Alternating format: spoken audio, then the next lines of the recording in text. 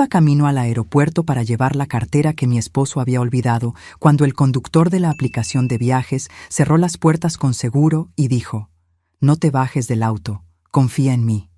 Mi corazón se aceleró.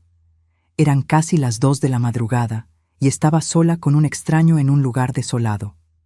5 minutos después, 3 patrullas de policía nos rodearon con las sirenas encendidas. Lo que descubrí esa noche destruyó todo lo que creía sobre mi vida. Pero antes de seguir, verifica si ya estás suscrito al canal y escribe en los comentarios: ¿desde dónde estás viendo este video? Nos encanta saber hasta dónde están llegando nuestras historias. Todo comenzó ese jueves, alrededor de las 12:30 de la noche. Yo acababa de empacar la maleta de Ricardo, mi esposo, quien necesitaba viajar deprisa a Monterrey. Dijo que era por una reunión urgente con inversionistas, algo sobre cerrar un contrato importante para la empresa. No pregunté. Nunca preguntaba. Durante los 4 años de nuestro matrimonio, había aprendido a ser la esposa comprensiva, esa que apoya sin hacer preguntas incómodas. Ricardo siempre fue el esposo perfecto a mis ojos. Atento, trabajador, exitoso. Dirigía una consultora financiera que prosperaba cada vez más.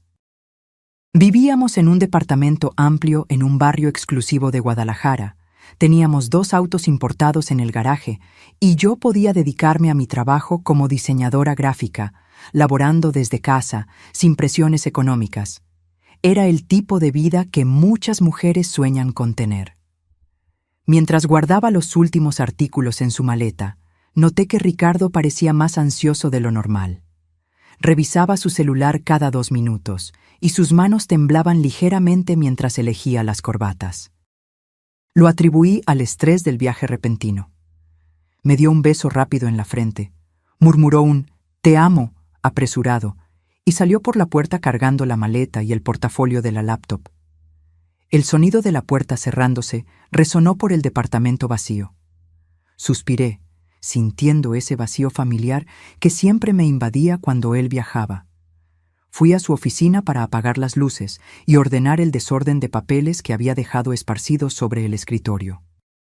Fue entonces cuando mis ojos encontraron un objeto de cuero marrón escondido entre los portafolios. La cartera de Ricardo. Mi corazón se aceleró de inmediato. Esa cartera contenía todo: documentos, tarjetas de crédito, dinero. ¿Cómo abordaría el avión sin su identificación oficial? ¿Cómo pagaría cualquier cosa sin las tarjetas? Tomé la cartera con manos temblorosas y la abrí para confirmar. Allí estaban todos sus documentos, intactos. Miré el reloj de pared. 12:40 de la noche. El vuelo de Ricardo era a las 3 de la mañana. Aún tenía tiempo de llevarle la cartera al aeropuerto si salía de inmediato. Intenté llamarle a su celular, pero las llamadas iban directo al buzón de voz. Probablemente lo había puesto en modo avión, o tal vez estaba manejando y no podía contestar. No había tiempo que perder. Necesitaba actuar. El problema es que no manejo bien de noche. La luz de los faros de otros autos me marea y tengo dificultad para ver los carriles. Nuestro chofer particular ya se había ido hace horas. La única opción era pedir un auto por aplicación. Tomé mi celular y abrí la aplicación con los dedos nerviosos. Necesitaba encontrar un conductor rápidamente. La ansiedad crecía en mi pecho como una bola de fuego. Imaginé a Ricardo llegando al aeropuerto, buscando frenéticamente la cartera en sus bolsillos, entrando en pánico al darse cuenta de que la había olvidado. Él necesitaba esa cartera. Yo necesitaba llevársela. Después de unos minutos que parecieron eternos, un conductor aceptó la carrera. Su nombre apareció en la pantalla: Javier. Auto negro, placa terminación 4. Su calificación era alta, 5 estrellas. La aplicación mostraba que estaba a solo 7 minutos de distancia. Me puse rápidamente una chamarra sobre el pijama, me coloqué un pañuelo cubriendo mi cabello y tomé mi bolso. Guardé la cartera de Ricardo con cuidado, como si fuera un tesoro precioso. En cierto modo, lo era. Esa cartera representaba mi misión de ser la esposa perfecta, esa que resuelve los problemas y se encarga de todo. 5 minutos después, el timbre del interfono sonó. Miré por la cámara y vi el auto negro estacionado frente al edificio. Bajé rápidamente por el elevador, crucé el vestíbulo y salí a la calle. La noche estaba fría y húmeda, típica de mayo en Guadalajara. Las calles del barrio estaban desiertas, iluminadas solo por los postes de luz anaranjada que creaban sombras extrañas en las aceras. Abrí la puerta trasera del auto y entré. El interior estaba limpio y olía a un ambientador de lavanda. El conductor era un hombre de unos 50 años, cabello canoso en las sienes, rostro delgado y cansado. Me saludó con un asentimiento de cabeza silencioso, sin decir una palabra. «Buenas noches», dije, intentando sonar natural. «Necesito ir al aeropuerto, terminal de vuelos nacionales. Es urgente». Él solo asintió y comenzó a conducir. El silencio dentro del auto era pesado, casi sofocante. No había música sonando en la radio, no había conversación, solo el sonido del motor y el ruido de los neumáticos en el asfalto mojado. Intenté llamar a Ricardo una vez más, pero nuevamente fue al buzón de voz. Le envié un mensaje por WhatsApp. «Amor, olvidaste tu cartera. Voy a llevártela al aeropuerto. Espérame en el vestíbulo de embarque». El mensaje quedó con solo una palomita. No fue entregado. Me recosté en el asiento, intentando calmar mis nervios. Miré por la ventana y vi la ciudad pasar rápidamente. Salimos del barrio residencial y entramos en la avenida principal que llevaba a la carretera. El tráfico estaba sorprendentemente libre para una noche de jueves. No había casi ningún auto en la pista. Fue entonces cuando comencé a notar algo extraño. El conductor, Javier, miraba constantemente por el espejo retrovisor. No solo chequeos normales de tráfico, sino miradas largas e intensas, como si estuviera buscando algo. O a alguien. Nuestros ojos se encontraron por el espejo algunas veces, y cada vez que eso sucedía, un escalofrío recorría mi espalda. Había algo en su expresión que me incomodaba. No era amenazante, exactamente, pero había una tensión en su rostro, una preocupación que no lograba entender. Apreté la cartera de Ricardo contra mi pecho, de repente muy consciente de que estaba sola en un auto con un extraño, en medio de la madrugada, yendo a un aeropuerto distante. Las historias que había leído en las redes sociales sobre crímenes involucrando conductores de aplicaciones comenzaron a invadir mi mente como fantasmas indeseados. ¿Todo bien?, pregunté, intentando romper el silencio pesado. Javier no respondió de inmediato. Cambió de carril bruscamente, haciendo que mi cuerpo se bamboleara en el asiento. Mi corazón comenzó a latir más rápido. «Disculpa», dijo finalmente, su voz ronca y baja, «solo revisando el tráfico». Pero no había tráfico. La carretera estaba prácticamente vacía. Tomé mi celular discretamente y fingí estar revisando alguna aplicación, pero en realidad tenía el dedo sobre el botón de emergencia de la propia aplicación de transporte. Si algo sucedía, necesitaría estar lista para pedir ayuda. Conforme nos acercábamos al aeropuerto, la tensión en el auto aumentaba. Javier continuaba mirando por los espejos obsesivamente, y ahora podía ver gotas de sudor en su frente, a pesar de tener el aire acondicionado encendido. Sus manos apretaban el volante con tanta fuerza que los nudillos estaban blancos. Algo andaba mal, muy mal. Las luces del aeropuerto comenzaron a aparecer a la distancia, un brillo artificial contra el cielo negro de la madrugada. Normalmente, esa visión me traería alivio, pero esa noche solo intensificó mi miedo, porque en lugar de ir directo a la terminal principal de embarque, bien iluminada y llena de movimiento, Javier comenzó a desviar el auto hacia un área lateral más oscura. «Espera», dije, mi voz saliendo más aguda de lo normal. «El embarque nacional es por allí, en esa dirección». «Lo sé», respondió, pero no cambió de dirección. El pánico comenzó a apoderarse de mí. Mi mano apretó el celular con fuerza, lista para activar la alarma de emergencia. Miré alrededor buscando posibles salidas, calculando si lograría abrir la puerta y saltar del auto en movimiento. Javier condujo hasta un área de descenso menos concurrida, lejos de las puertas principales. Había solo algunos postes de luz funcionando, creando manchas de oscuridad entre los círculos de iluminación tenue. No había guardias de seguridad a la vista, no había otros autos. Solo nosotros dos y la oscuridad amenazante. El auto comenzó a desacelerar. Mi corazón estaba latiendo tan fuerte que podía escucharlo en mis oídos. Puse la mano en la manija de la puerta, lista para salir corriendo tan pronto como el auto se detuviera. Pero cuando intenté abrir, la puerta no se movió. Estaba con seguro.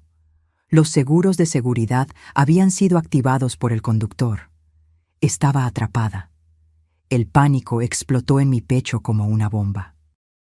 Jalé la manija con fuerza, 1, 2, 3 veces, pero la puerta permanecía firmemente cerrada. Intenté la otra puerta del lado opuesto, estirando mi cuerpo desesperadamente, pero también estaba asegurada. Todas las puertas estaban cerradas. Estaba completamente atrapada dentro de ese auto con un extraño, en un lugar desolado, en medio de la madrugada. ¿Por qué cerraste las puertas? Mi voz salió temblorosa, casi un grito. ¡Ábrelas! ¡Abre ahora! Javier no se giró. Sus manos seguían apretando el volante, y él mantenía los ojos fijos en el área oscura frente a nosotros. El sudor ahora le escurría abiertamente por el rostro, bajando por las sienes. «No te bajes aquí», dijo, su voz baja pero urgente. «Por favor, confía en mí». ¿Confiar en ti? Estaba casi histérica ahora. «Me encerraste en el auto. Déjame salir. ¡Auxilio!». Comencé a golpear la ventana, intentando llamar la atención de alguien, de cualquier persona que pudiera estar pasando. Pero el área estaba completamente desierta. Tomé mi celular con las manos temblorosas, lista para llamar a la policía. «Escucha». Javier finalmente se giró hacia mí y pude ver el terror genuino en sus ojos. «No voy a hacerte daño, pero si te sales de este auto ahora, algo muy malo te va a pasar. Necesitas confiar en mí, por favor». «¿Por qué?», grité. «¿Por qué no puedo salir? ¿Qué está pasando?». «Lo sabrás en 5 minutos», respondió, girándose de nuevo hacia el frente. 5 minutos. «Es todo lo que pido. Quédate en el auto por 5 minutos». Las lágrimas comenzaron a escurrir por mi rostro. Mi mente iba a 1000 direcciones diferentes. ¿Estaba siendo secuestrada? ¿Me estaba llevando a algún lugar? ¿Pero por qué? No era rica, no venía de una familia importante. No tenía sentido.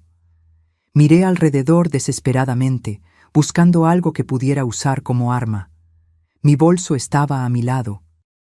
Dentro de él había un spray de pimienta que siempre cargaba, pero estaba enterrado en el fondo, y tendría que revolver todo para encontrarlo. Los segundos pasaban como horas. Javier permanecía inmóvil en el asiento de adelante, mirando obsesivamente hacia afuera, como si estuviera esperando algo, o a alguien. «¿Trabajas para mi esposo?», pregunté de repente, una nueva teoría surgiendo en mi mente confundida. «¿Él te mandó a nacer esto? ¿Es algún tipo de prueba?». «No conozco a tu esposo», Javier respondió sin mirar hacia atrás. «Pero conozco a tu papá». Mi sangre se heló. ¿Mi papá? Mi voz salió como un susurro. «Mi papá murió hace 3 años. Lo sé, yo trabajé para él. Fui jefe de su seguridad personal durante 15 años. Los recuerdos comenzaron a volver.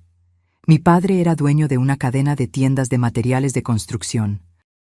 Tenía seguridad personal, especialmente después de que nuestra familia comenzó a recibir amenazas de competidores. Recordaba vagamente a un hombre mayor, siempre presente en las sombras cuando mi papá iba a eventos importantes. «Javier», susurré, finalmente haciendo la conexión. «Tú eres el Javier que trabajó con mi papá». «Sí», él asintió ligeramente. «Antes de morir, tu papá me pidió un último favor. Me hizo jurar que cuidaría de ti, aunque fuera a la distancia, que te mantendría a salvo». «¿Qué tiene eso que ver con ahora? ¿Por qué me encerraste en este auto?». Porque recibí información, más temprano hoy, de que algo iba a pasarte esta noche. Algo muy malo. Mi corazón estaba latiendo tan fuerte que dolía. ¿Qué tipo de cosa? Ibas a ser secuestrada. Tan pronto como salieras de este auto, había un hombre esperando en las sombras para drogarte y llevarte. Cuando vi que habías pedido un auto para venir al aeropuerto en medio de la madrugada, sola, hackeé el sistema y acepté la carrera antes de que otro conductor pudiera. Necesitaba ser yo quien te recogiera, para protegerte. Intenté procesar lo que estaba diciendo. Parecía una locura, como una historia de película, pero el terror genuino en su rostro, la tensión en su cuerpo, todo parecía demasiado real para ser mentira. ¿Quién querría secuestrarme?, pregunté, mi voz fallando. No tengo dinero. No soy nadie importante. Tienes mucho dinero, Javier dijo con calma. La herencia que te dejó tu papá, y estás casada con alguien que sabe exactamente cuánto vale esa herencia. El mundo pareció detenerse a mi alrededor. ¿Ricardo? Javier no respondió, pero su silencio fue respuesta suficiente. Miré la cartera de mi esposo que aún sostenía contra mi pecho, y de repente parecía pesar toneladas. ¿Ricardo había olvidado la cartera a propósito? ¿Sabía que yo vendría corriendo a traerla al aeropuerto? ¿Todo esto era una trampa? No, susurré. No. Ricardo me ama. Él nunca me haría esto. Estás equivocado. Mira, Javier señaló el reloj en el tablero. Faltan 2 minutos. ¿2 minutos para qué? Todo mi cuerpo temblaba ahora.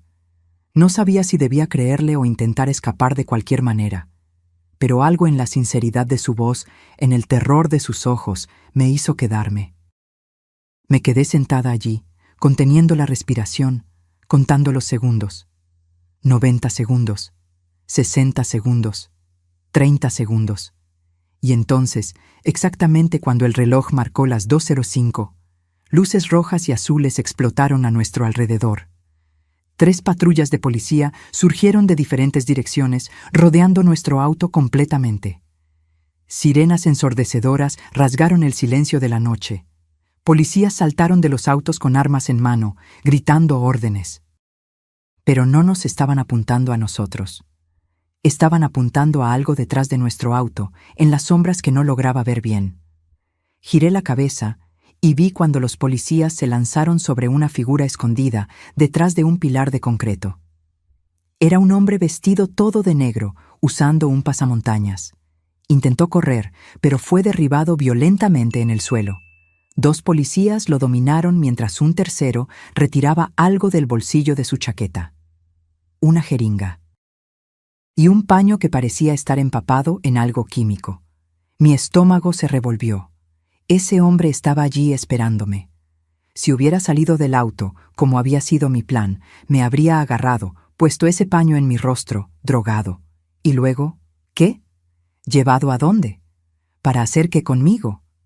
Las lágrimas volvieron, pero esta vez eran diferentes.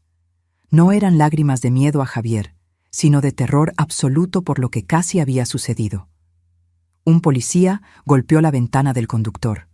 Javier bajó el vidrio. Operación exitosa, el policía dijo. El sospechoso está bajo custodia. Están a salvo ahora. Javier finalmente quitó el seguro de las puertas del auto. El sonido del clic de la cerradura siendo liberada fue el sonido más dulce que he escuchado en la vida. Pero no podía moverme.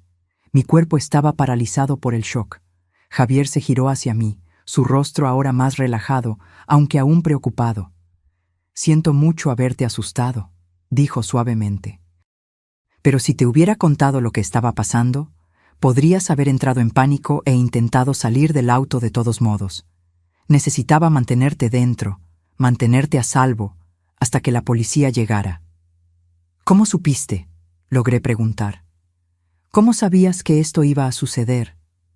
«Tengo contactos, personas que me deben favores del tiempo en que trabajé con tu papá. Una de esas personas escuchó conversaciones, vio mensajes. Me avisó que un secuestro estaba siendo planeado para esta noche, en el aeropuerto, que tú serías la víctima». «¿Pero quién?». Estaba empezando a entrar en shock. ¿Quién planeó esto? Javier dudó. Su expresión se puso aún más seria. Necesito mostrarte algo, dijo lentamente. Pero tienes que estar preparada. Lo que vas a ver te va a doler mucho más que lo que acaba de pasar.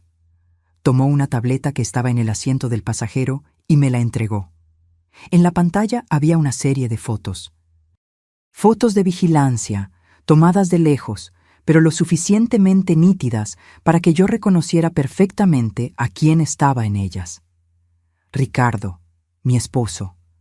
Pero no estaba solo. En las fotos, Ricardo estaba abrazado con una mujer que yo conocía muy bien. Alejandra, mi mejor amiga desde la universidad. La misma Alejandra que fue madrina de nuestra boda. La misma Alejandra que venía a cenar a nuestra casa todas las semanas. En las fotos se besaban, se abrazaban. Entraban juntos a hoteles. La última foto mostraba a los dos en el aeropuerto, no en la terminal nacional donde Ricardo debería estar, sino en la terminal internacional. Y no estaban embarcando hacia Monterrey, estaban embarcando hacia Madrid, con 2 maletas grandes, maletas de quien no planea volver. No puedo describir exactamente lo que sentí en ese momento. No fue rabia, no fue tristeza. Fue como si algo dentro de mí simplemente se desintegrara. Como si todos los últimos 4 años de mi vida fueran una mentira tan grande que mi cerebro no podía procesar la verdad. Mis manos temblaban tanto que casi dejo caer la tableta. Seguí pasando las fotos, una tras otra, como si estuviera viendo una película de terror que no podía apagar. Había docenas de ellas, fotos de citas románticas, fotos de besos apasionados, fotos de ellos entrando y saliendo de apartamentos que yo no conocía. La última foto tenía una fecha y hora en la esquina inferior. Había sido tomada hace menos de 3 horas en el mostrador de registro del aeropuerto internacional. No, susurré, mi voz quebrándose. No, no, no. Pero las fotos no mentían. La realidad estaba allí, capturada en píxeles nítidos y crueles. Hay más, Javier dijo, su voz cargada de pena. Tomó la tableta de vuelta y abrió una carpeta diferente. Información financiera. Documentos que conseguimos a través de un investigador privado que contraté hace 2 semanas, cuando comencé a sospechar. En la pantalla aparecieron extractos bancarios. Mis extractos bancarios. De la cuenta conjunta que compartía con Ricardo, pero que rara vez revisaba porque confiaba completamente en él. Él se encargaba de las finanzas de la casa, de las inversiones, de todo. Transferencias enormes. Cientos de miles de pesos mexicanos siendo movidos sistemáticamente de la cuenta conjunta a una cuenta que yo no reconocía. Una cuenta en el extranjero. Las transferencias habían estado sucediendo por más de 1 año. Te estaba robando, Javier explicó. Sistemáticamente. Tenía acceso a la herencia que te dejó tu papá porque pusiste todo en cuenta conjunta cuando te casaste. Pensaste que estabas siendo una esposa moderna y confiada, pero él estaba esperando exactamente eso. Las lágrimas escurrían libremente ahora. Sollozaba, abrazando mi propio cuerpo, balanceándome hacia adelante y hacia atrás en el asiento trasero del auto. Pero el dinero no fue suficiente. Javier continuó, implacable. Era mejor que lo supiera todo de una vez, como arrancar una curita. Hay algo más. Abrió otro documento. Era una póliza de seguro de vida, una póliza masiva, de 5 millones de pesos, conmigo como asegurada y Ricardo como único beneficiario. La póliza había sido abierta hace 6 meses. Yo ni siquiera sabía de su existencia. ¿Cómo logró hacer eso sin mi firma? Pregunté, mi voz saliendo extraña, distante, como si no fuera mía. Tú firmaste, Javier dijo suavemente. ¿Recuerdas esa vez, hace unos meses, cuando Ricardo te pidió que firmaras unos papeles del contador? ¿Dijo que era la declaración de impuestos? Lo recordaba. Había sido un sábado por la mañana. Ricardo había traído una pila de papeles para que yo firmara. Yo tenía prisa, preparando el almuerzo, y él me estuvo apurando. diciendo que el contador necesitaba los documentos urgentemente. Firmé todo, sin leer. Confiaba en él. ¿Por qué leería? En medio de esos papeles estaba la póliza de seguro, Javier explicó, y junto con ella un poder notarial dándole a Ricardo facultades completas sobre todos tus bienes, incluyendo las propiedades que heredaste de tu papá. Estaba mareada, literalmente mareada. Abrí la puerta del auto que ahora estaba sin seguro y vomité en la calle, mi cuerpo rechazando físicamente esa horrible realidad. Cuando terminé, me limpié la boca con el dorso de la mano y me recosté en el asiento, sintiéndome completamente vacía. Entonces el plan era matarme, dije, no como una pregunta, sino como una constatación. El secuestro de esta noche iban a matarme. Ricardo se quedaría con el seguro, con las propiedades, con todo, y estaría en Madrid con Alejandra, comenzando una nueva vida con mi dinero. Exactamente. Javier asintió. El hombre que la policía acaba de arrestar es un criminal conocido. Fue contratado para hacer el trabajo sucio. Después del secuestro, tu cuerpo probablemente sería encontrado en algún lugar, simulando un asalto que salió mal.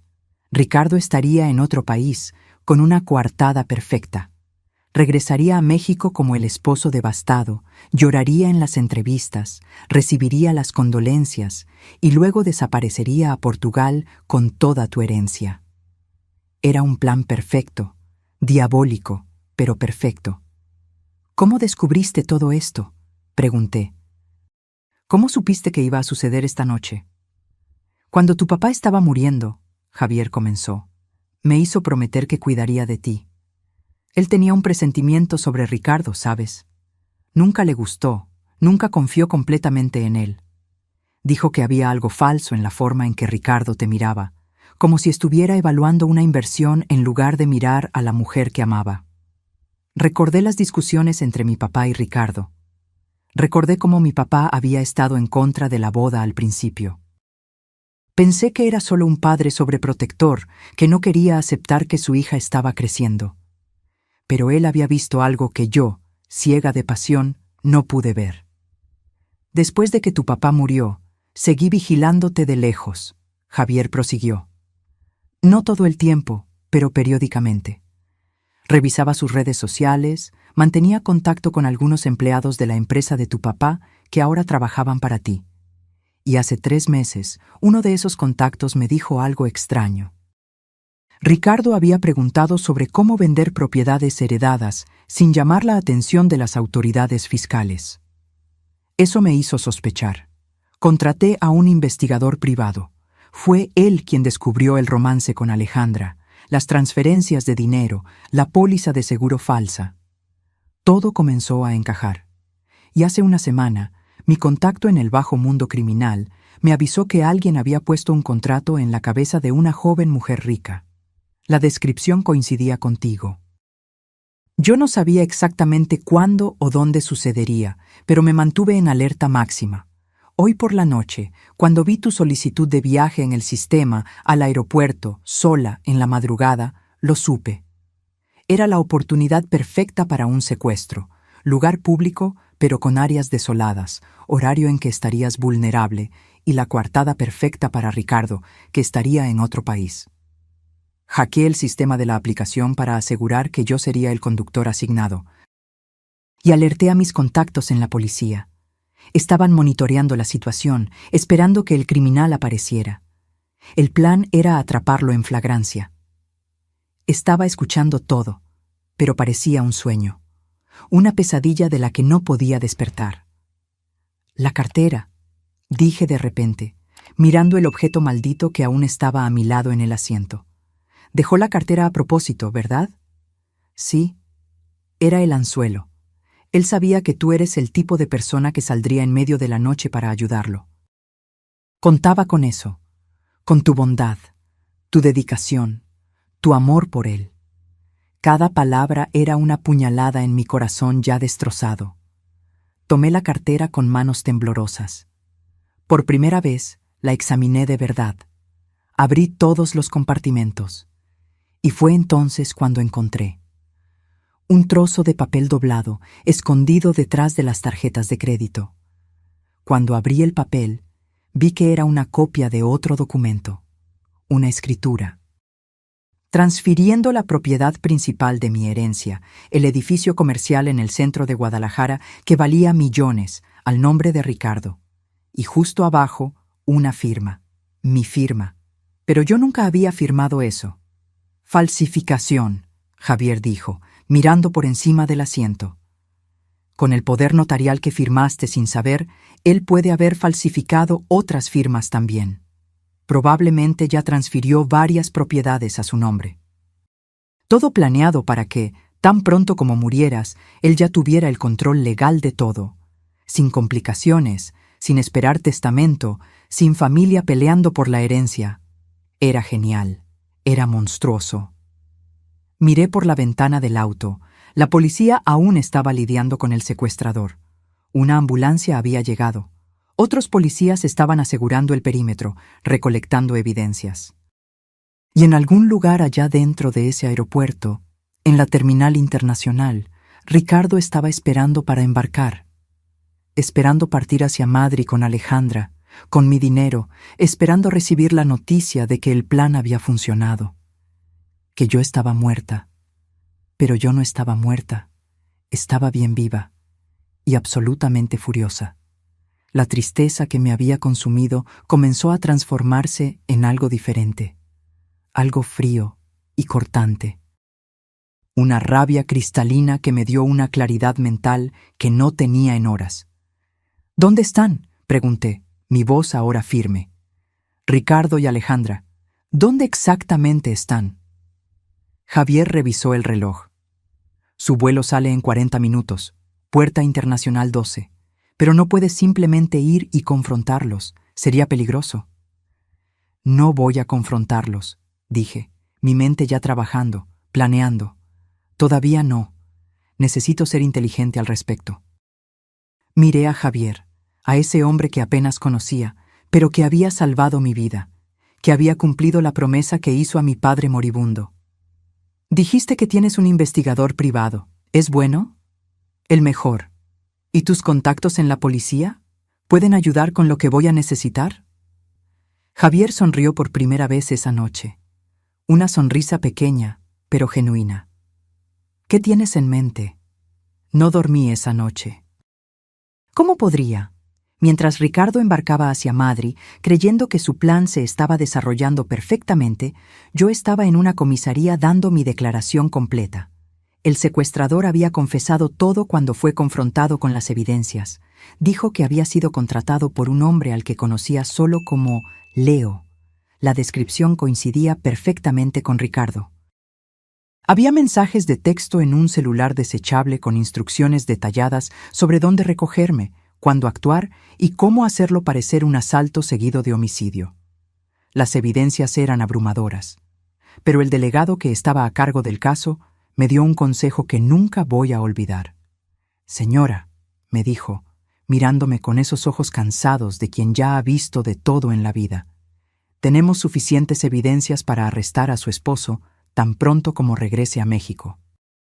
Pero si usted quiere realmente destruir su plan completamente, si quiere recuperar todo lo que le robó, necesita ser más lista que eso. ¿Qué quiere decir? Él no puede saber que usted sabe. Si se entera de que el secuestrador fue arrestado, de que el plan falló, nunca va a regresar a México. Se quedará en Portugal o huirá a otro país sin extradición. Y aunque logremos arrestarlo eventualmente, el dinero que transfirió a cuentas offshore será casi imposible de recuperar. Entendí lo que estaba diciendo. Si quería verdadera justicia, necesitaba jugar el juego de Ricardo. Necesitaba fingir que nada había pasado. ¿Pero cómo voy a hacer eso?, pregunté. Él esperará recibir la noticia de mi muerte. Cuando eso no suceda, va a sospechar. Exactamente, el delegado concordó. Por eso usted necesita crear una historia que explique por qué no fue al aeropuerto, por qué está viva, pero de una forma que no levante sospechas. Pasamos las siguientes horas elaborando un plan. Con la ayuda de Javier, del investigador privado y de una fiscal especializada en crímenes financieros que se unió a nosotros, creamos una historia perfecta. Cuando el sol comenzó a salir, yo estaba de vuelta en mi departamento. Parecía un lugar diferente ahora. Cada rincón guardaba memorias que yo ahora sabía que eran falsas. El sofá donde veíamos televisión juntos. La cama donde hacíamos el amor. La cocina donde yo preparaba su desayuno favorito todos los domingos. Todo mentira, todo fachada, pero no podía demostrar que sabía, no todavía. Me acosté en la cama que aún olía a su perfume y forcé mis ojos a cerrarse por algunas horas. Necesitaba estar descansada para lo que vendría a continuación. A las 9 de la mañana, mi celular sonó. Era Ricardo. Miré la pantalla por un largo momento antes de contestar.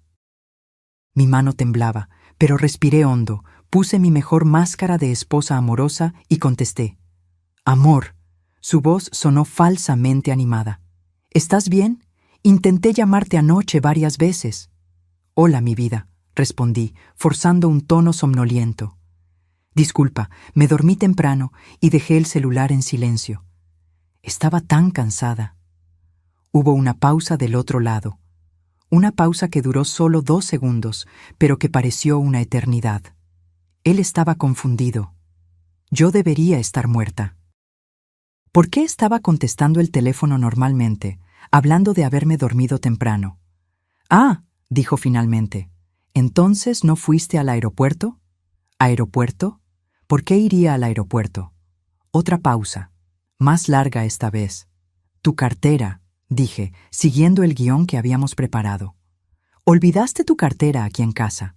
Iba a llevártela al aeropuerto, pero cuando me estaba arreglando para salir, me dio una jaqueca horrible, de esas muy fuertes. Tomé una pastilla y me desmayé en el sofá. Apenas me desperté. Disculpa, amor, ¿lograste embarcar sin la cartera? Podía escuchar a Ricardo respirando del otro lado. Estaba intentando procesar la información, intentando entender qué había salido mal con su plan perfecto. Sí, logré, mintió. Claro que había logrado embarcar. Tenía sus documentos reales con él. La cartera olvidada era solo anzuelo. Tenía una copia de mi identificación en la maleta. Todo salió bien. ¡Qué bueno!, fingí alivio. Estaba tan preocupada. ¿Cómo va la reunión? Genial, genial, mintió nuevamente. Debe durar unos días más de lo que pensaba. Tal vez una semana. ¿Estarás bien sola? Una semana. Tiempo suficiente para que él descubriera que su plan había fallado. Tiempo para que él y Alejandra elaboraran un nuevo plan, o simplemente desaparecieran. Claro, amor, sabes que sí. Solo cuídate y mándame mensaje todos los días, ¿ok? Ok, te amo. Las palabras salieron de su boca con tanta facilidad. Te amo. ¿Cómo podía decir eso sabiendo que había contratado a alguien para matarme? Yo también, respondí, casi ahogándome con las palabras. Colgué e inmediatamente dejé caer el teléfono al suelo. Corrí al baño y vomité de nuevo. No había nada en mi estómago para salir, pero mi cuerpo seguía contrayéndose, intentando expulsar el asco que sentía. Después de que me recompuse, llamé a Javier. Llamó, relaté. Se creyó la historia, pero dijo que se quedará fuera una semana. Perfecto, Javier respondió. Eso nos da tiempo. El investigador ya está rastreando sus movimientos bancarios. Y tengo una buena noticia. Conseguimos una orden judicial para congelar sus cuentas offshore. El juez fue muy receptivo cuando mostré las evidencias del plan de homicidio. ¿Y Alejandra? Está con él en Madrid. Publicó una foto en Instagram hace una hora. Están en un hotel 5 estrellas. La subtituló Merecidas vacaciones. Javier no pudo ocultar el desprecio en su voz. Merecidas vacaciones. Con mi dinero. Celebrando lo que ella pensaba que era mi muerte. Quiero ver la foto, dije. No creo que sea una buena idea. Quiero ver. Javier suspiró, pero me envió el enlace. Abrí el Instagram de Alejandra con el corazón acelerado. Ahí estaba ella, en bikini, en una piscina lujosa con vista a la ciudad de Madrid, sonriendo ampliamente, radiante. Y al fondo, ligeramente desenfocado pero claramente visible, estaba Ricardo, también sonriendo, sosteniendo una copa de champaña. Los comentarios eran todos de amigas en común nuestras. ¡Qué increíble! Te lo mereces. Aprovecha muchísimo. ¡Qué envidia de la buena! Si ellas supieran. Pasé los días siguientes preparándome. El investigador privado trajo más información. Ricardo y Alejandra habían estado juntos por casi 2 años. Había comenzado en una fiesta de confraternización de la empresa donde Alejandra trabajaba, y Ricardo había ido como mi acompañante. Se habían conectado, intercambiado números, y el romance comenzó poco tiempo después. Las evidencias eran dolorosas de ver. Mensajes de texto apasionados, fotos íntimas, videos que me hicieron querer morir de vergüenza y rabia. Pero me forcé a ver todo. Necesitaba conocer la extensión completa de la traición. El investigador también descubrió que Ricardo tenía deudas, muchas deudas, apuestas en línea, malas inversiones, préstamos con usureros. Estaba ahogado en deudas que yo nunca supe que existían. Mi dinero no era solo avaricia, era necesidad. Necesitaba esos millones para pagar sus deudas y comenzar una vida nueva con Alejandra. ¿Cuánto debe?, pregunté. Casi 2 millones de pesos mexicanos, el investigador respondió. Y los usureros se están impacientando. Hay amenazas de muerte en los mensajes. Estaba desesperado. Por eso la sincronización del plan. No podía esperar más. Necesitaba el dinero del seguro y de las propiedades ahora, antes de que los usureros decidieran eliminarlo primero. ¿Y Alejandra sabía de todo esto? Toda conversación entre ellos está documentada. Sí, ella sabía. Incluso fue ella quien sugirió el plan del secuestro. Ella fue quien encontró al criminal a través de sus contactos. Ricardo era el cerebro financiero, pero Alejandra era la estratega. Mi mejor amiga, la mujer que yo consideraba una hermana, que había sido mi dama de honor, que yo había consolado cuando sus relaciones terminaban, que había pasado días festivos con mi familia. Ella había planeado mi muerte. En el 4.º día, Ricardo me llamó nuevamente. «Amor, tengo malas noticias», dijo, su voz perfectamente calibrada para sonar decepcionado. Las reuniones aquí van a demorar más de lo que pensé. Tal vez 2 semanas. ¿2 semanas? Fingí sorpresa. Vaya, ¿tanto tiempo así?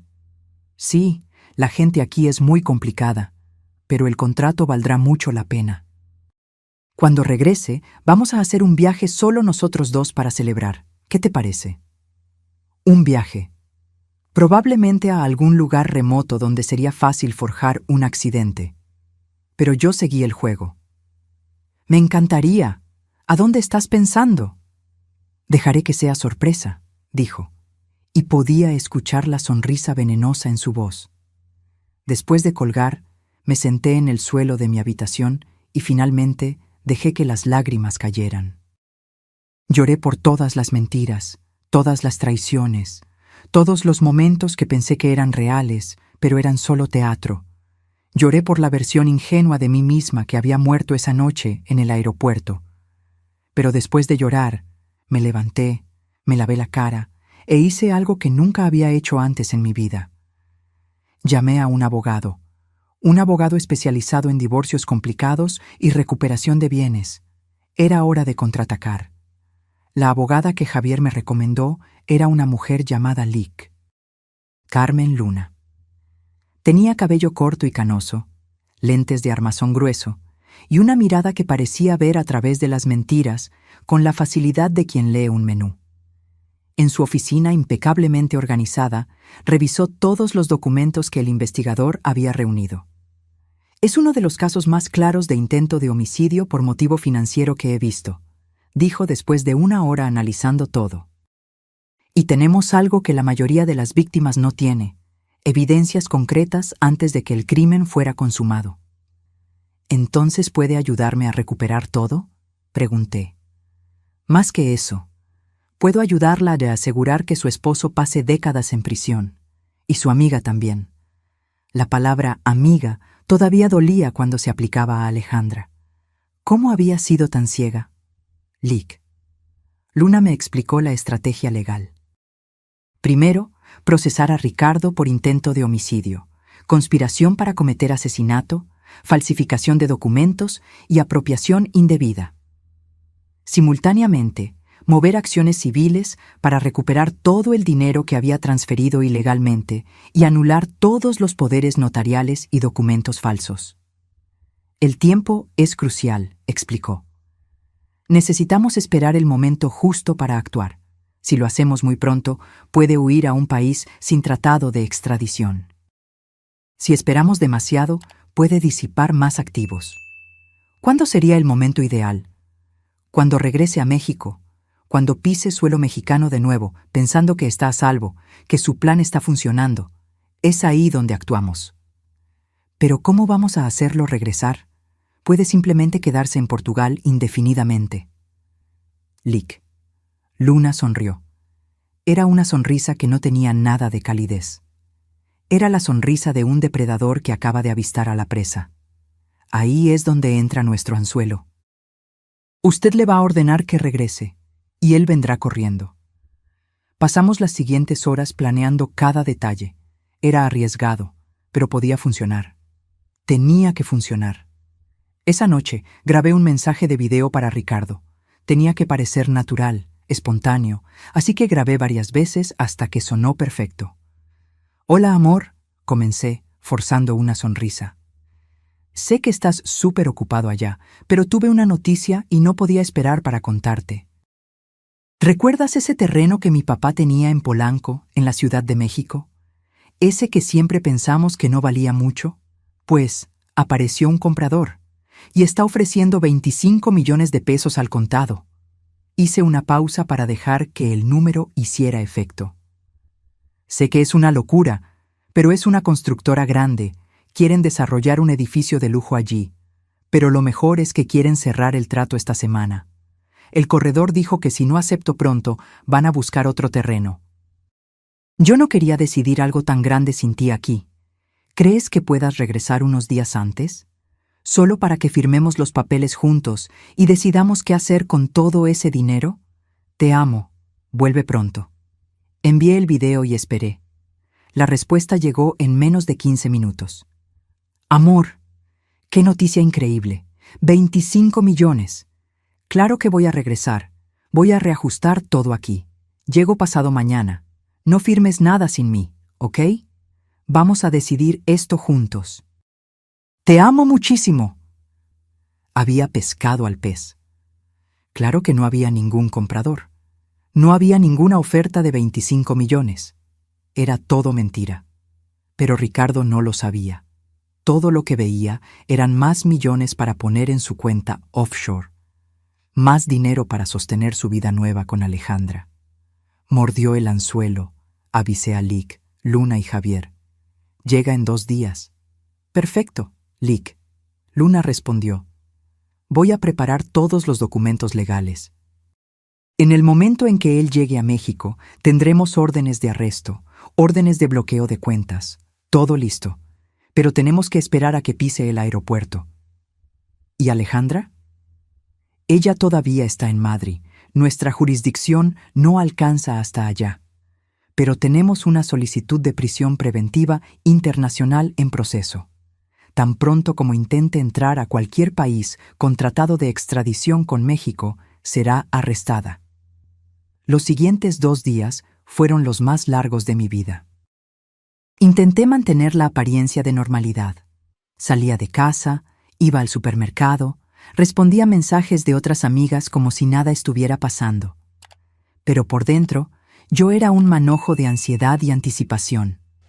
Ricardo me enviaba mensajes constantemente, diciendo lo ansioso que estaba por volver, cuánto me extrañaba, cómo íbamos a celebrar esa increíble venta del terreno. Cada mensaje era una mentira tan bien construida que, si no supiera la verdad, habría creído completamente. La noche antes de su llegada, no pude dormir. Me quedé mirando al techo, repasando el plan cientos de veces en mi cabeza. ¿Y si algo salía mal? ¿Y si sospechaba? ¿Y si huía antes de que la policía pudiera arrestarlo? Pero no. Tenía que confiar en el plan. Tenía que confiar en que la justicia se haría. La mañana de la llegada de Ricardo, Lic. Luna me llamó. Todo está listo. La Policía Federal estará en el aeropuerto. En el momento en que pase por inmigración, será arrestado. ¿Quiere estar allí? Sí, respondí sin dudar. Quiero ver su cara. Encontré a Javier en la entrada del aeropuerto. Tenía una expresión seria pero de apoyo.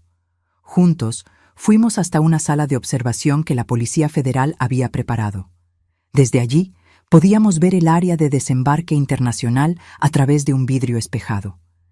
Eran las 3 de la tarde, cuando el vuelo de Madrid finalmente aterrizó. Mi corazón latía tan fuerte que pensé que iba a explotar. Vi cuando los primeros pasajeros comenzaron a salir, arrastrando sus maletas, algunos siendo recibidos por familiares felices. Y entonces lo vi. Ricardo salió por la puerta de desembarque, arrastrando su maleta, usando el traje gris que yo había comprado para él en su último cumpleaños. Estaba sonriendo, revisando el celular, probablemente enviándome un mensaje diciendo que había llegado. Se dirigió a la fila de inmigración, sin prisa, sin preocupación en el mundo. Presentó el pasaporte al oficial, que lo escaneó en el sistema. Fue cuando todo cambió. Vi al oficial decir algo por la radio. Inmediatamente, 2 policías federales se acercaron a Ricardo por detrás. Él todavía no se había dado cuenta de nada. Seguía sonriendo, esperando recibir el pasaporte de vuelta. Cuando los policías tocaron sus hombros, él se giró, confundido. Uno de los policías dijo algo que no logré escuchar desde donde estaba. La expresión de Ricardo cambió de confusión a shock absoluto en cuestión de segundos. Comenzó a hablar, gesticulando, intentando explicar algo. Pero los policías no estaban interesados en explicaciones. Uno de ellos sostuvo el brazo de Ricardo mientras el otro sacaba unas esposas. Fue cuando Ricardo entró en pánico. Intentó soltarse, mirando alrededor desesperadamente, como si buscara una salida. Pero estaba rodeado. Más policías se acercaron. Las esposas fueron colocadas en sus muñecas. Y fue en ese momento que miró en dirección al vidrio espejado. Él no podía verme, pero nuestros ojos se encontraron a través del vidrio. No sé si fue coincidencia o si algún instinto primitivo le dijo dónde estaba yo. Pero juro que pude ver el momento exacto en que entendió. El momento en que se dio cuenta de que yo sabía todo, que el plan había fallado, que había sido atrapado. La expresión en su rostro fue de puro terror. Gritó algo, intentó correr aún estando esposado, pero fue derribado al suelo por los policías.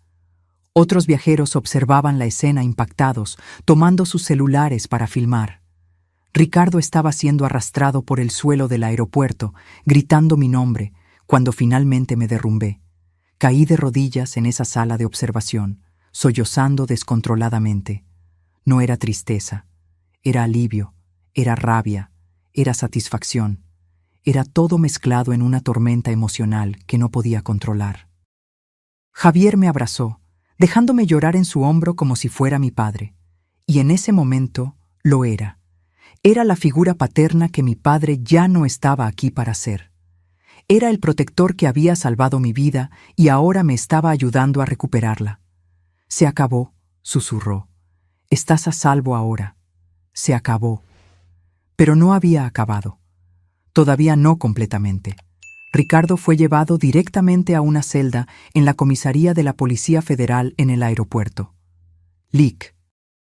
Luna me informó que tenía derecho a un abogado y que probablemente guardaría silencio hasta que uno llegara. Era el procedimiento estándar. Pero lo que ella no esperaba era que Ricardo comenzara a hablar de inmediato, intentando hacer un trato, intentando echar la culpa a otros. Está diciendo que fue coaccionado, Lic. Luna me llamó 2 horas después del arresto, diciendo que Alejandra planeó todo, que ella lo amenazó, que él era la víctima. ¿Y la policía le cree? Claro que no. Tenemos los mensajes entre ellos. Tenemos las transferencias bancarias que él mismo autorizó.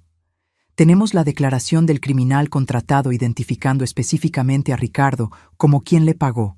Solo está intentando reducir su sentencia. ¿Y Alejandra? ¿Sabe que Ricardo fue arrestado? Todavía no. Está en Madrid. Publicó una foto en Instagram hace una hora de un restaurante elegante, completamente ajena. Miré la foto en mi celular.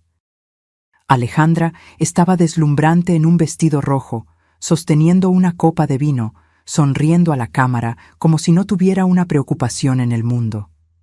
El subtítulo decía: La vida es bella cuando estás con quien amas. Cuando estás con quien amas.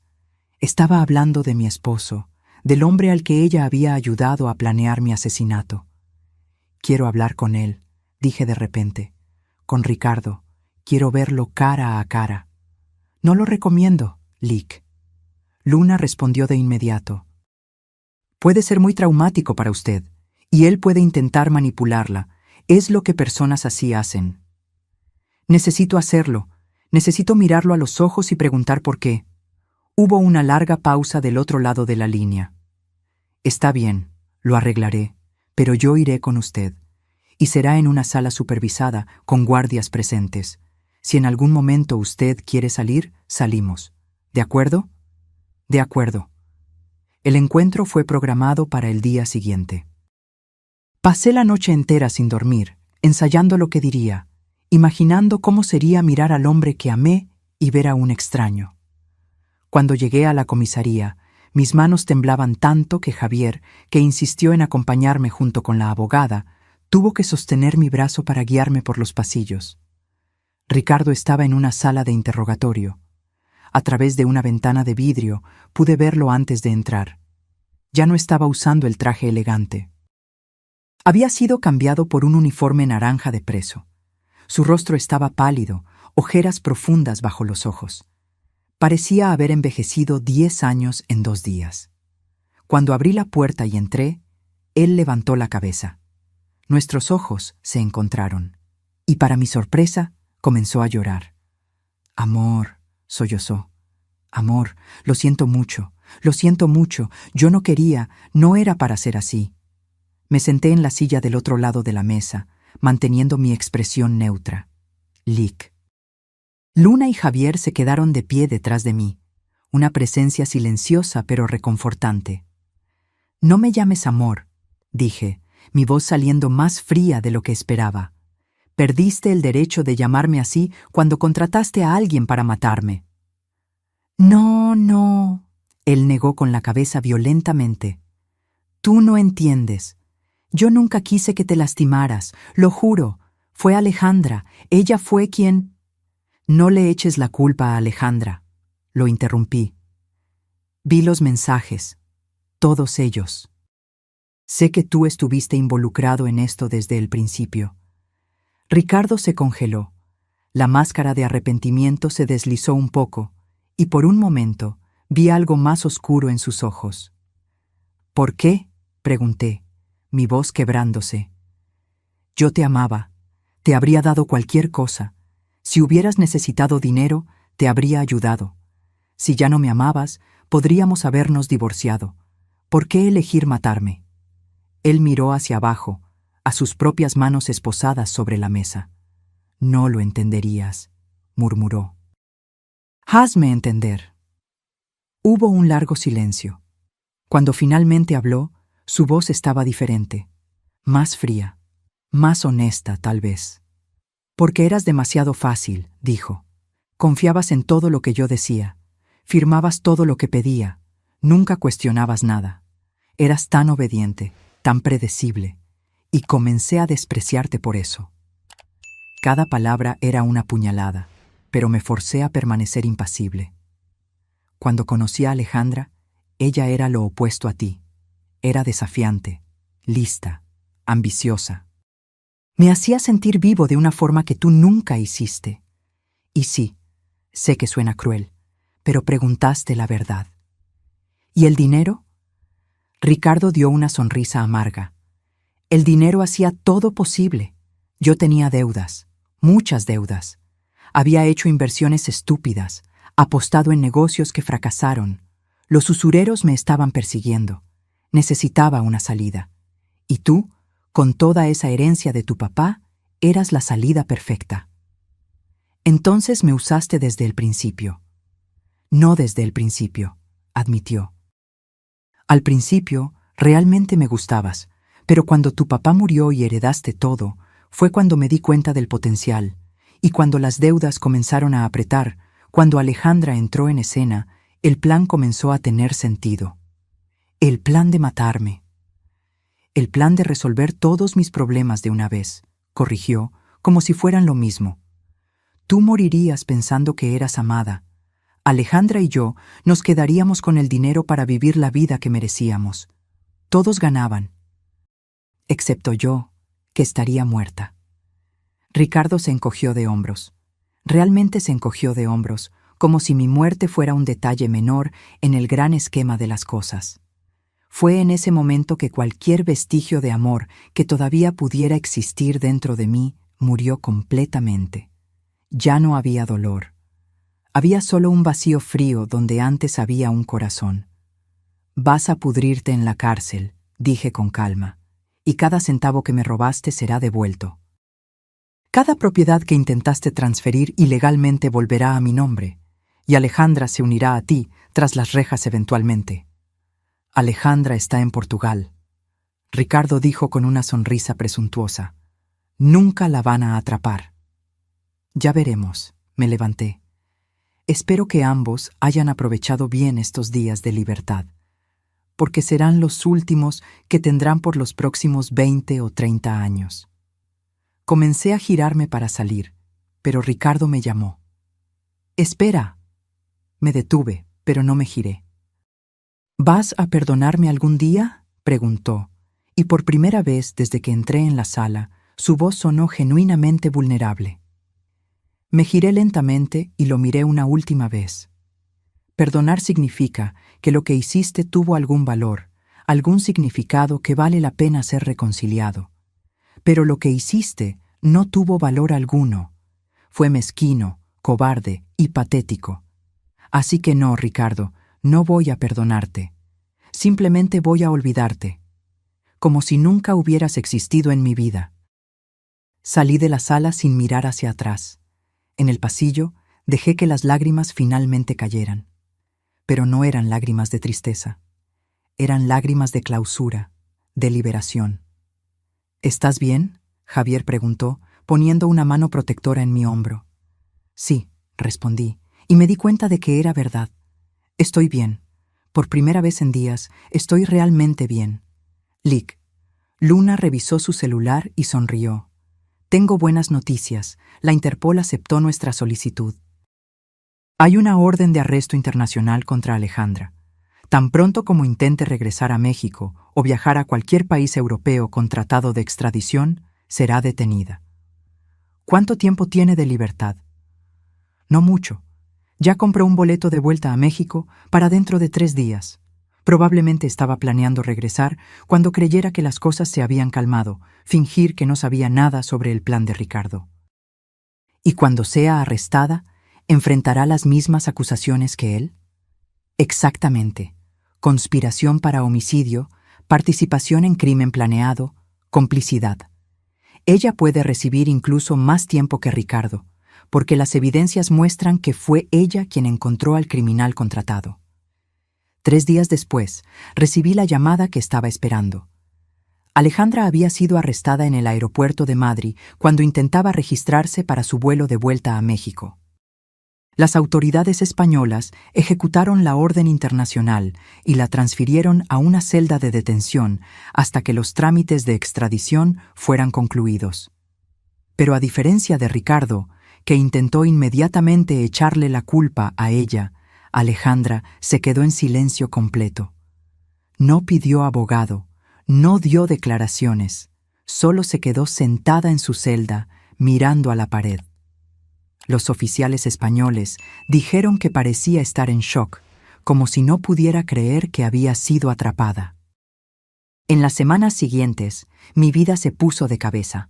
pero esta vez de una forma positiva, con la ayuda de Lick. Luna, logré anular todos los poderes notariales falsos y transferencias ilegales. Las cuentas offshore de Ricardo fueron localizadas y bloqueadas. El proceso de recuperación de los fondos sería largo, pero al menos estaba en curso. El departamento donde había vivido con Ricardo fue puesto en venta. Ya no podía pisar ese lugar sin sentir náuseas. Cada rincón guardaba memorias contaminadas por sus mentiras. Compré un departamento más pequeño, más acogedor, en otro barrio, un lugar que era solo mío, sin fantasmas del pasado. Javier siguió siendo una presencia constante en mi vida. Se convirtió en más que un protector. Se volvió un amigo verdadero, una figura paterna que mi padre ya no estaba aquí para ser. A veces cenábamos juntos y él me contaba historias sobre mi papá que yo nunca había escuchado. Me hacía sentir conectada con él nuevamente. Tu papá era un hombre muy sabio, Javier me dijo una noche durante una de esas cenas. Me dijo una vez que la confianza es la cosa más preciosa que podemos dar a alguien, pero también la más peligrosa, porque una vez rota, nunca vuelve a ser lo que era antes. Tenía razón, concordé. Confié demasiado. Fui ingenua. No, Javier negó con la cabeza. No fuiste ingenua. Fuiste bondadosa, generosa, amorosa. No dejes que la traición de una mala persona te transforme en alguien desconfiada y amargada. A tu papá no le gustaría eso. Sus palabras se quedaron conmigo. El juicio de Ricardo ocurrió 6 meses después de su arresto. La sala estaba llena, los medios de comunicación estaban presentes y yo estaba sentada en la primera fila, determinada a mirarlo a los ojos durante cada momento del proceso. Había perdido peso en la cárcel y su rostro estaba más delgado, más viejo. Su abogado intentó alegar que había sido coaccionado por Alejandra, que ella era la verdadera mente detrás de todo. Pero las evidencias eran irrefutables. Los mensajes de texto mostraban claramente que él era un participante activo y entusiasta del plan. Cuando fue mi turno de testificar, subí al estrado y relaté todo. La noche en el auto con Javier, el descubrimiento de las fotos, las mentiras, el miedo que sentí cuando pensé que iba a morir. Mi voz permaneció firme durante todo el testimonio, incluso cuando las lágrimas escurrían por mi rostro. Ricardo no me miró ni una sola vez durante mi testimonio. Mantuvo los ojos bajos, con la apariencia de un hombre que ya había aceptado su destino. La sentencia fue de 25 años de prisión sin posibilidad de libertad condicional por 15 años, por intento de homicidio calificado, falsificación de documentos, apropiación indebida y una lista de otros crímenes. Cuando el juez golpeó el martillo, sentí un peso enorme siendo levantado de mis hombros. La justicia se había hecho. Alejandra fue extraditada a México 3 meses después del juicio de Ricardo. Su juicio fue aún más dramático, porque a diferencia de él, ella decidió luchar. Contrató al mejor abogado que pudo encontrar, e intentó argumentar que había sido manipulada por Ricardo, que ella era víctima de sus mentiras también. Pero las evidencias no permitían esa narrativa. Los mensajes mostraban que muchas veces era Alejandra quien tomaba la iniciativa, quien hacía las sugerencias más sórdidas. Fue ella quien encontró al criminal para secuestrarme. Fue ella quien sugirió hacerlo parecer un asalto que salió mal. El peor momento del juicio fue cuando la fiscalía presentó una conversación entre Alejandra y Ricardo que ocurrió días antes del intento de secuestro. En esa conversación hablaban sobre cómo sería la vida nueva de ellos después de que yo estuviera fuera del camino. Alejandra incluso mencionó que parte del dinero sería usado para hacerse una cirugía plástica, para verse aún más bonita para Ricardo. Ella había calculado el valor de mi vida y decidido que valía menos que una cirugía estética. Cuando me llegó la hora de testificar en su juicio, Alejandra finalmente me miró a los ojos. Y diferente a Ricardo, que parecía arrepentido, aunque falsamente, Alejandra me miró con odio puro, como si yo fuera la villana de la historia por haber sobrevivido. Alejandra, el fiscal le preguntó durante su propio testimonio, ¿Tiene algo que decirle a la víctima?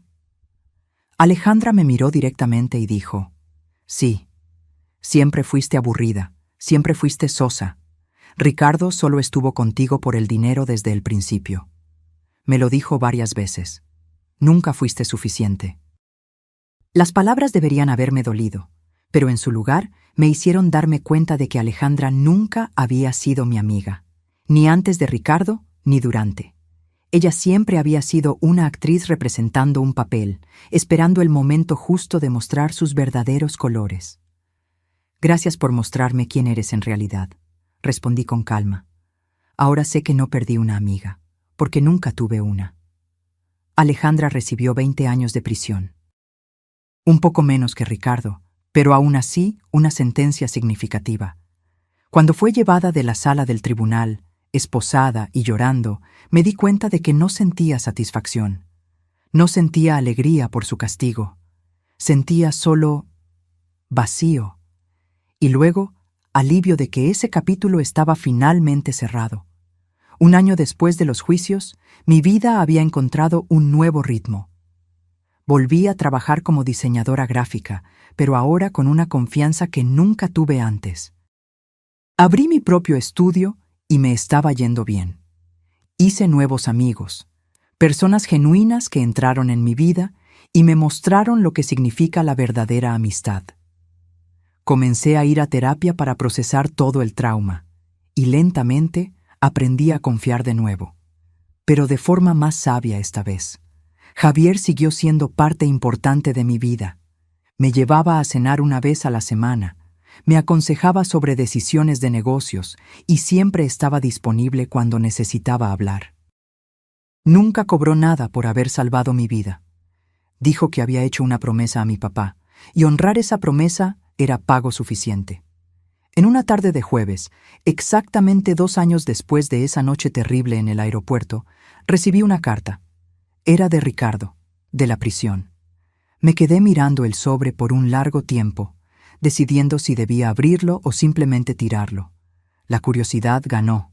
La carta era larga, páginas y páginas de su letra siempre impecable. Hablaba sobre cómo la prisión lo había cambiado, cómo tenía tiempo para pensar en todo lo que había hecho mal.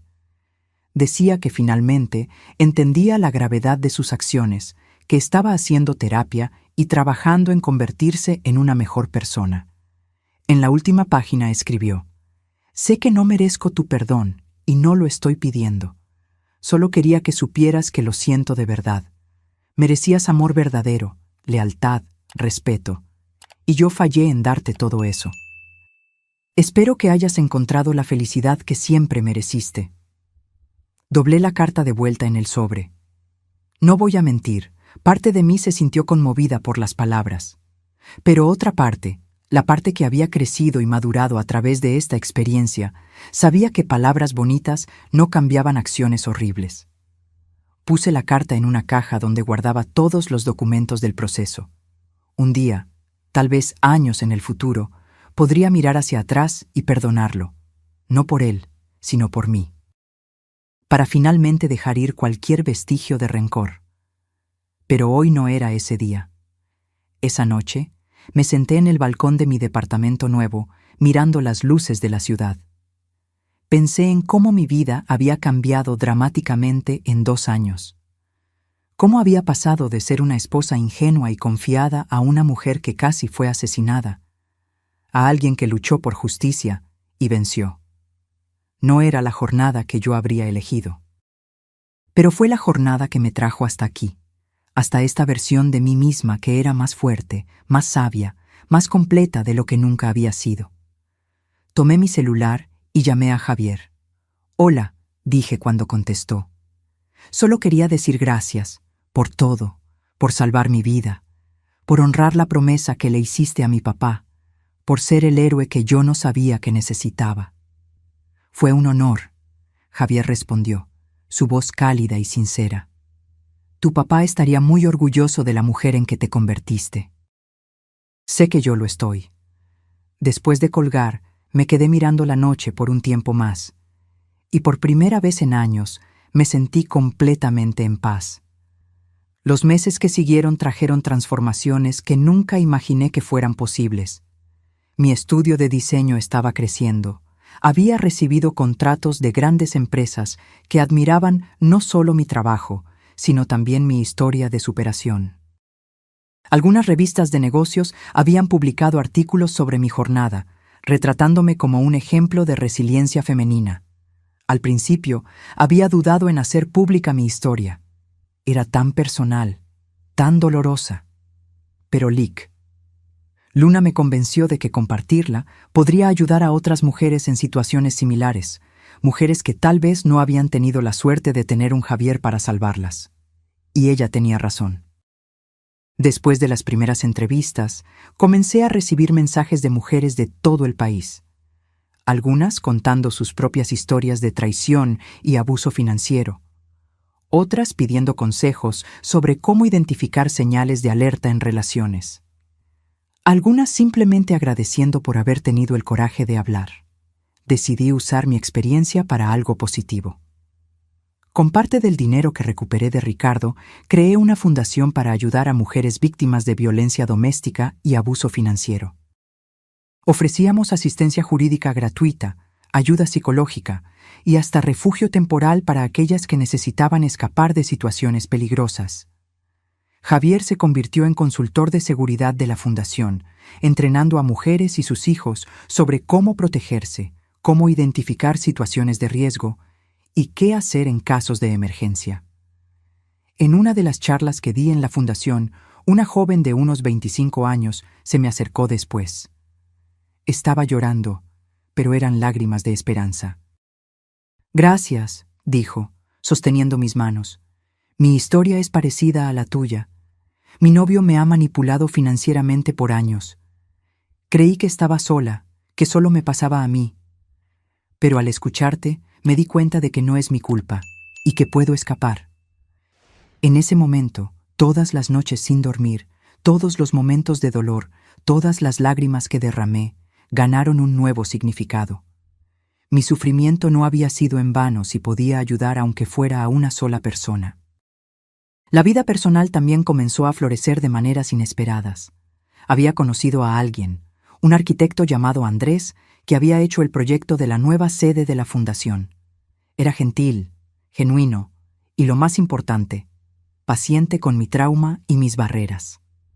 «No tengo prisa», me dijo en una de nuestras primeras citas, cuando le expliqué que necesitaba ir despacio, que era difícil confiar después de todo lo que había pasado. «Vale la pena esperar por ti». No era como había sido con Ricardo. No había esa pasión avasalladora y ciega, pero había algo mejor. Respeto mutuo, comunicación honesta y un crecimiento gradual de sentimientos que estaban basados en quienes realmente éramos, no en máscaras que usábamos. Andrés conocía toda mi historia. Yo había sido completamente honesta sobre lo que sucedió, sobre mis miedos e inseguridades. Y él nunca usó eso en mi contra, nunca me hizo sentir débil o rota. Al contrario, admiraba mi fuerza. «Sobreviviste a algo que habría destruido a la mayoría de las personas», me dijo una noche, mientras cenábamos en un restaurante acogedor. «Y no solo sobreviviste, sino que transformaste ese dolor en algo que ayuda a otras personas. Eso es extraordinario». 3 años después de esa noche fatídica en el aeropuerto, recibí otra carta. Esta vez era de Alejandra. Al igual que la de Ricardo, esta carta estaba llena de peticiones de disculpa, de arrepentimiento, de promesas de que ella había cambiado. Pero a diferencia de la carta de Ricardo, que al menos sonaba sincera, la de Alejandra tenía un tono de manipulación que yo ahora podía identificar fácilmente. Escribía sobre cómo estaba sufriendo en la prisión, cómo las otras reclusas la trataban mal cuando descubrían lo que había hecho. Mencionaba problemas de salud que estaba desarrollando. Y luego, en la última página, hacía una petición. ¿Podría escribir una carta al juez pidiendo reducción de pena? Después de todo, habíamos sido mejores amigas una vez. Negué con la cabeza mientras leía. Alejandra seguía siendo Alejandra, siempre calculando, siempre intentando manipular, siempre creyendo que lágrimas e historias tristes le darían lo que quería. No respondí la carta. No era necesario. Alejandra había tomado sus decisiones y ahora necesitaba vivir con las consecuencias. Pero guardé la carta junto con la de Ricardo. No como recuerdo de dolor, sino como recordatorio de cuánto había crecido. De cómo ya no era aquella mujer que confiaba ciegamente, que no hacía preguntas, que ponía las necesidades de los demás antes que las suyas propias. En un domingo por la tarde, 4 años después de que todo hubiera sucedido, estaba en la cocina de mi departamento preparando el almuerzo. Andrés estaba en la sala montando un estante de libros que habíamos comprado. Música suave sonaba en el equipo y por la ventana podía ver el cielo azul sin nubes. Mi celular sonó. Era Javier. «Hola, querida», dijo, su voz sonando cansada. «Tengo una noticia». «¿Qué pasó?» «Ricardo intentó suicidarse en la prisión. Está en el hospital ahora, estable, pero fue serio». Mi corazón se apretó, no de amor o preocupación romántica, sino de una tristeza humana básica. Por mucho que me hubiera lastimado, escuchar que alguien había llegado a tal punto de desesperación era difícil. «¿Cómo te sientes al respecto?», Javier preguntó. Pensé por un momento antes de responder. «Triste», admití, «pero no culpable. Él tomó decisiones que lo llevaron hasta donde está, y espero que encuentre algo de paz eventualmente, sea como sea que eso suceda. Pero no es mi responsabilidad salvarlo, ya no». «Has crecido mucho», Javier dijo, y podía escuchar el orgullo en su voz. «Te has convertido exactamente en el tipo de mujer que tu papá soñó que serías. Fuerte, compasiva, pero con límites saludables». Después de colgar, me quedé parada en la cocina por un momento, procesando la noticia.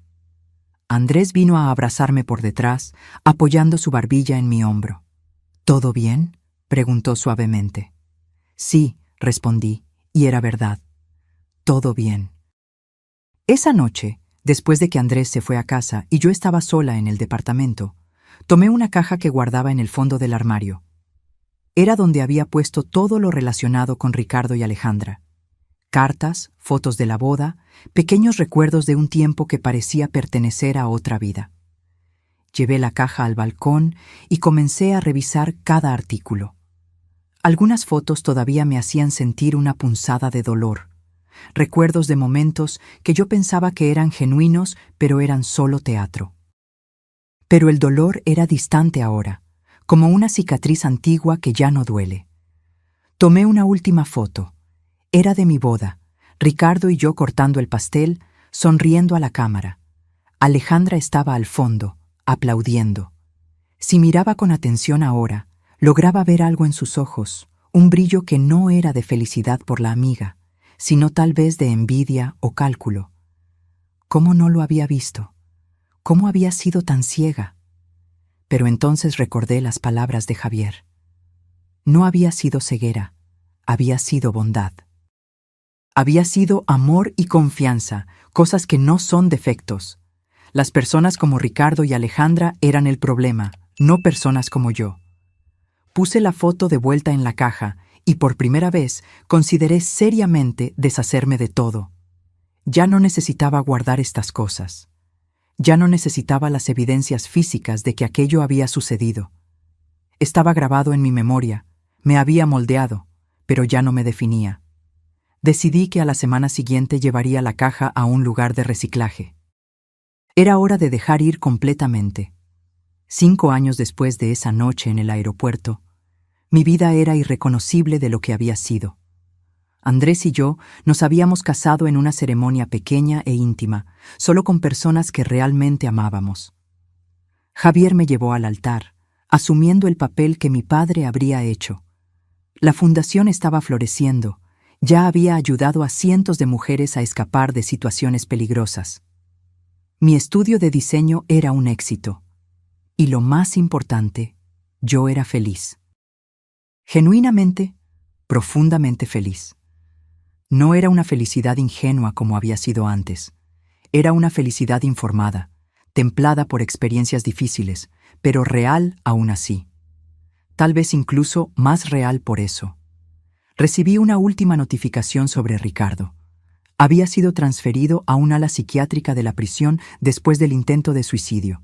Estaba recibiendo tratamiento y, según informes, estaba finalmente haciendo progreso real en aceptar responsabilidad por sus acciones. Espero que sea verdad. No por mí, sino por él. Todo el mundo merece la oportunidad de convertirse en una mejor persona, incluso si eso sucede tras las rejas. En cuanto a Alejandra, escuché a través de Lick. Luna, que se había convertido en una prisionera modelo. Estaba estudiando Derecho a través de un programa a distancia y ayudando a otras reclusas con cuestiones legales. Si era genuino o solo otra manipulación para reducir la pena, no lo sé. Pero elijo creer que las personas pueden cambiar, aunque no sea mi papel facilitar eso para ellas. Hoy, cuando cuento mi historia, ya no es con dolor o rabia, es con extraña gratitud. Gratitud por haber sobrevivido. Gratitud porque Javier honró la promesa que le hizo a mi padre. Gratitud por las lecciones aprendidas de la manera más difícil posible. Aquella noche en el aeropuerto, cuando Javier cerró las puertas del auto y dijo, «Confía en mí», fue el momento en que mi vida cambió para siempre. Fue el momento en que descubrí que el mundo no siempre es lo que parece, que personas que amamos pueden traicionarnos, pero también que existen ángeles guardianes en lugares inesperados. Si pudiera volver atrás en el tiempo y cambiar esa noche, ¿cambiaría todo lo que sucedió? No sé si lo haría, porque esta jornada, por dolorosa que haya sido, me transformó en la mujer que soy hoy, una mujer de la que no tengo vergüenza de ser. Y al final de cuentas, tal vez esa sea la mejor venganza contra aquellos que intentaron destruirme. No solo sobreviví, sino que prosperé. Ahora, si te gustó esta historia, haz clic en suscribirse y dime en los comentarios qué parte te dejó con la boca abierta. Y no olvides hacerte miembro para tener acceso a videos exclusivos que no publico aquí. Te espero allí.